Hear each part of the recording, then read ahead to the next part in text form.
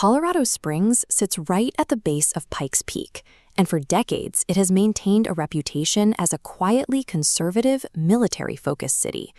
But between 2023 and 2026, the streets looked entirely different.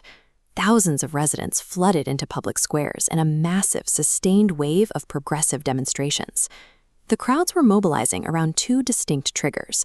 Locally, they rallied against detentions by ICE, immigration and customs enforcement. Nationally, they marched in direct opposition to sweeping policies directed by the Trump administration. The sheer scale of these events raises an immediate question. Are these chaotic, massive rallies spontaneous displays of public outrage? Or is there a unified, hidden organizational machine driving them? Mapping this underlying infrastructure clarifies how these protests function as a coordinated political strategy rather than isolated outbursts. This diagram shows the three primary organizational nodes coordinating the unrest: Indivisible, 5051, and the local DSA.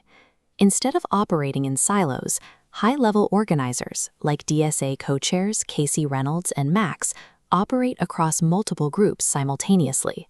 This shared leadership creates rapid, cross-pollinated mobilization. A grievance over a single policy can instantly activate the mailing lists of all three groups, turning a small gathering into a massive 12-block march. The core bond connecting these disparate groups is the long history of struggle and defense within the city's LGBTQIA+ community. In the 1990s, local activists organized to fight Amendment 2, a measure that barred anti-discrimination protections for gay and bisexual individuals.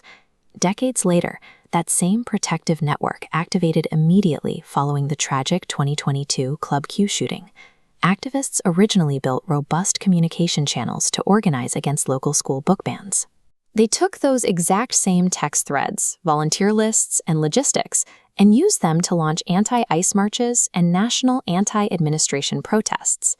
By combining shared community history with a unified leadership structure, these groups have transformed from a collection of isolated advocates into a resilient, intersectional political organization.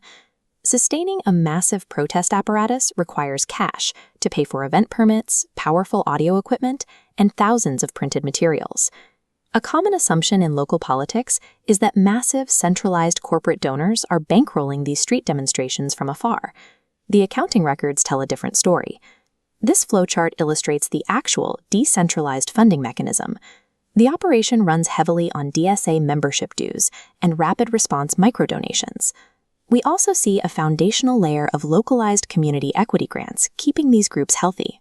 Running off volunteer hours and $10 donations moves money instantly. Organizers bypass the heavy bureaucracy of top-down financing and get resources onto the street in hours, not weeks. Because there is no single donor to target or pressure, the movement's financial engine is highly distributed. That makes the entire operation practically impossible to defund. Look at the completed network.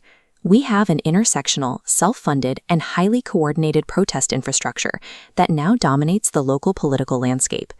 This progressive bloc operates in direct contrast to simultaneous mobilizations from conservative countermovements, including large-scale pro-life rallies and pro-administration groups gathering at the state level. As national tensions continue to escalate, the activists in Colorado Springs aren't scrambling to build a response. Their organization is already built, funded, and field-tested. Colorado Springs serves as a finalized blueprint for modern American political resistance. The question is no longer whether this web will mobilize, but exactly which target it will focus on next.